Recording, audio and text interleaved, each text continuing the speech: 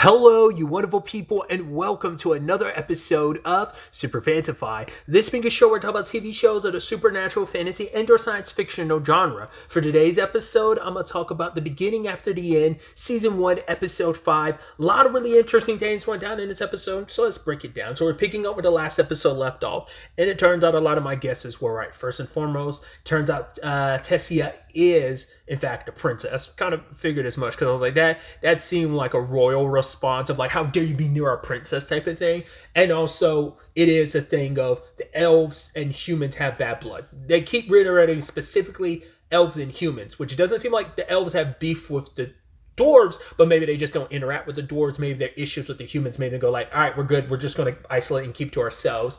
Once again, who knows if the dwarves feel that way about humans? I would assume not, because that conversation never came up, but it's not an important conversation necessarily when we're talking about like human and elf beef. But it's still kind of like, oh, if elves and dwarves have beef with human, it might be kind of like, oh, who's the common denominator and all of that, if that ends up being the case. So that it's important in that regard, but in the context of all this, it's not as important. So, but yeah, they were ready to kill Arthur despite everything. What is interesting is that final look we saw at the end of last episode that Arthur noticed, and he kind of replays in his head. He's like, what was that? So I'm wondering, is it a situation of like, I don't know, because my theory at last episode was, well, is she playing up the part in front of everybody? It's like, no, she quickly shifts her tone. It's like, yeah, don't kill Arthur. He saved me. He's not a bad human. So I'm wondering what that is. Like, could it have been like her bias seeping out in that moment? I'm also curious, the way Arthur talks about it later on, was just him being like, oh, I was basically pushing my own darkness. I was just, in that moment,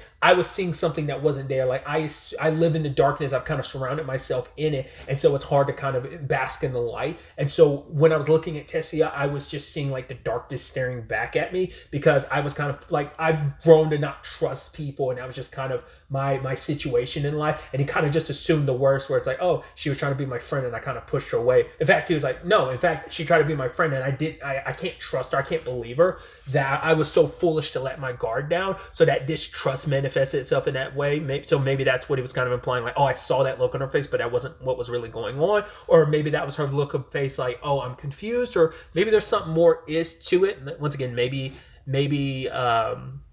Tessia has a special constitution, like I said, maybe not the same way that Arthur does, but maybe there's something specific about her situation. But obviously the situation was rectified to some small extent the moment Tessia's grandfather, Virion, shows up and tells them to stop, because it's like, this is like, Tessia says this human saved her, then are you really going to treat him like that? Because it's like, yeah, but regardless of it, he's still a human, as they call him barbaric. And it is because of wars and stuff, so they have a very negative view as humans as a whole, Which, not every human would agree. Like, humans have issue with other humans, so it's not like they're going to be like, oh, as a whole species, we're great. It's like, no, there's dicks in every, every, race in every group. Like, no one group is a monolith where it's just like they're a representation of everyone type of situation. But we also get introduced to Tessia's parents, but she's the one that kind of, specifically her father, kind of putting her dad in her place, which I'm surprised Arthur didn't immediately think of the whole situation with Alice kind of chewing out Ray. It kind of plays into that notion of like, oh yeah, this is a matriarch type of situation. But yeah, like, she put him in a place, like, stop being mean to Art. He saved my life. You should be nice and to him and everything. So it's like, right, right, we should invite him to the palace, which Arthur's like, I don't think that's a good idea, but Tessia kind of goes her own pace and it's like, right, I'm going to do this. And she kind of shows him around town a little bit, specifically heading towards the palace, and obviously gets a lot of stares. And he's like, well, I'm in a very unique position because very few humans, and if any humans at all, would ever be able to experience what I'm experiencing right now. But I also understand the years and years of hate that is spewed between my species and theirs, why they kind of look at me with such distrust and disdain. So, but he ends up, in front of the king and queen, as well as Virion, being like, okay, this is what happened, omitting certain details, because it's like, well, probably not really important to go into the whole Sylvia of it all, because that might just roach more questions that don't need to be really answered. But it's like, yeah, I dispatched of those slave traders, and they were saying like, oh, slave traders, of course they were human, but he's like, Art was like, well, just because they're slave traders, slave trading isn't just like associated with humans. Also, it's not like they just slave trade other species. They slave trade their own species, as they were trying to do to him and his mom. So, as well as probably the other ladies in the party as well, because they were like talking about the women, not just Alice. So, it's not like slave traders are kind of a no-no across the board, but it isn't just an exclusively a human job. Just because you're a slave trader doesn't just, but it makes you wonder. I think that probably would speak volumes if we find out that are there elf slave traders? Are there dwarf slave traders? Is that just it's like, that shouldn't paint all humans in that light of being bad because a few of them are so bad that they're slave traders, but it's still kind of like it seems like it's a very human job, but like I said, every group has its bad seeds and bad apples. Obviously, some people did not believe him when he was like, oh, as a kid, he was able to dispatch of these people. But Virion gave him more of a because it seems like Virion could tell like something's up with Arthur to the point he was like, oh, I want to talk to you later. So you could tell like he could probably sense the power within Arthur. And even Arthur was like, yeah, there's something about this guy. Like there's something there. And that obviously comes out even more later. But Arthur is trying to use this as leverage of finding his way home. It's like, cool, the Queen and King are thankful for bringing Tessia back. And he's like, I want to be able to go back and be reunited with my family. There is a teleporter, but the elves can only use it every 7 years. And it has to be like a council has to like agree to it. And they would have to wait 5 more years to open it. And it's like, man, I'd have to be separated from them for 5 more years. But the king is like, well, we can take some soldiers to basically help you back to the human world, the human country. And he's like, oh, thank you.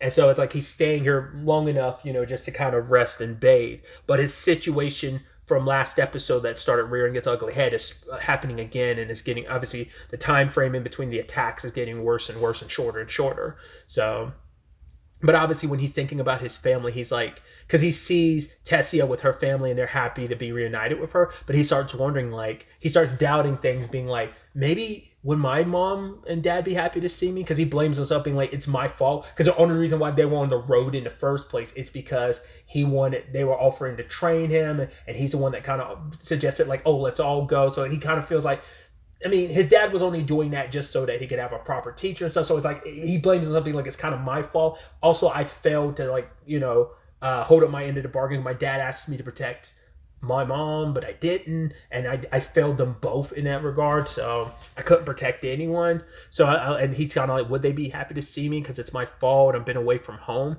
And so later on, he runs into Tessia, and he's like, oh, just kind of act like the spoiled princess that you are. But then it's like, be happy, like, your parents are obviously happy to have you back. He's wondering if his parents would miss him, but she grabs his face and is like, yo, your parents will definitely miss you. She's like, I already miss you, and you haven't even left yet, but it's because I know you're going to be leaving to go back home, so I'm already missing you, which is very sweet. Because he doesn't have many people he can rely on. Like, this is probably like the first friend he's ever had in his life, Because I didn't talk about this last episode because it was an important thing, but I completely forgot to talk about it, was when he first met face-to-face after rescue, and when he first met Tessia, he saw this image of pop up of a woman. He was like, what was that?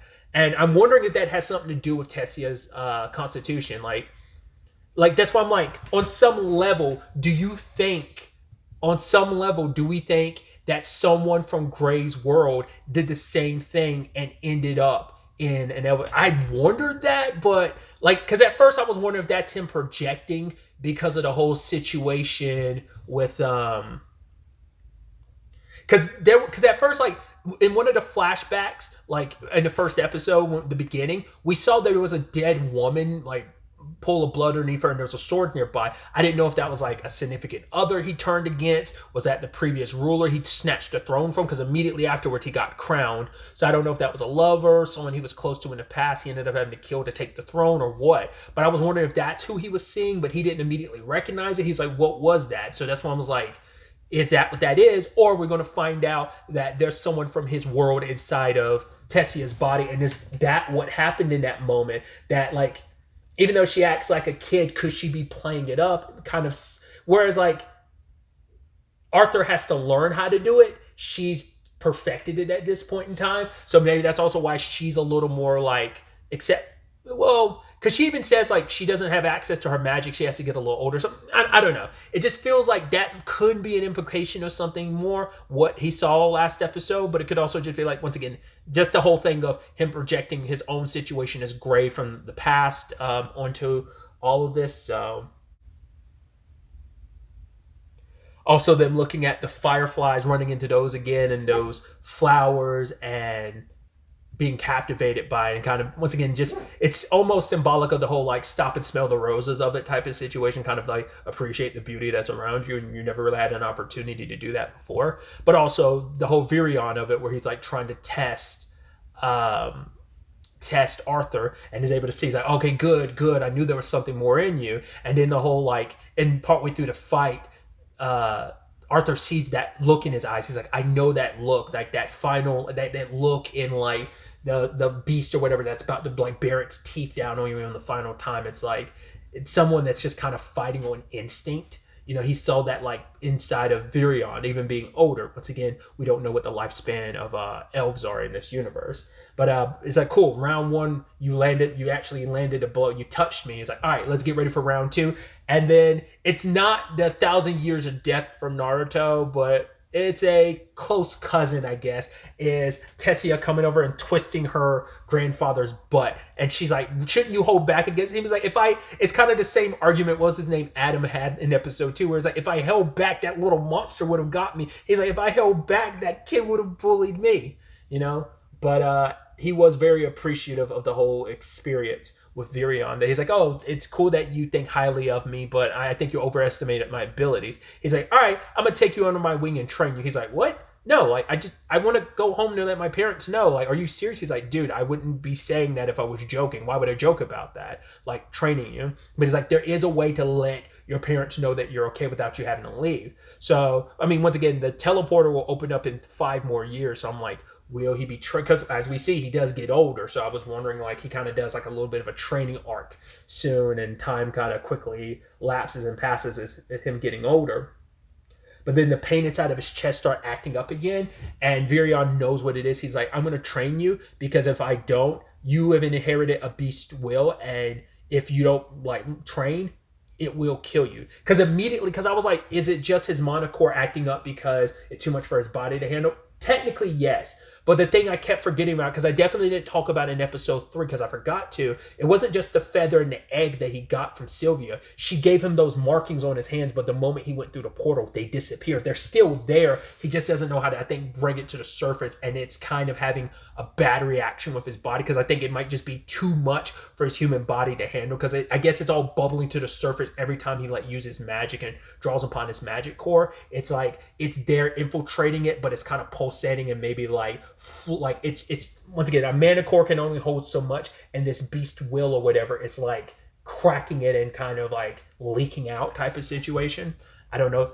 But yeah, like I said, I completely forgot about the markings that Sylvia had given him. So there's something in him that he hasn't quite tapped into yet. But maybe it's always active, but it's too much for him to fully control, because, you know, Sylvia probably didn't plan for it to have that adverse reaction, because she's probably never done that before, especially because she doesn't know how it's going to interact with a human, but she did train him up. So if it was it could have been worse. Probably if he wasn't as trained as he was with her, it probably could have been, and most likely would have been, a lot worse of a situation than it is. It's still pretty bad, but it could have been a lot more fatal, maybe a lot quicker. So we'll see where this all takes us, where this training takes Arthur, because it's going to be interesting to kind of really explore that more next episode potentially, because he'll probably have to reveal the whole Sylvia of it. He'll probably have to reveal that. But also, like, the longer he stays there, the more venom he's going to catch from the elves, because it's like, well, we're going to just let this human stay? Should we really? Especially because even though he's not king, he used to be the king, so Virion does have a lot of sway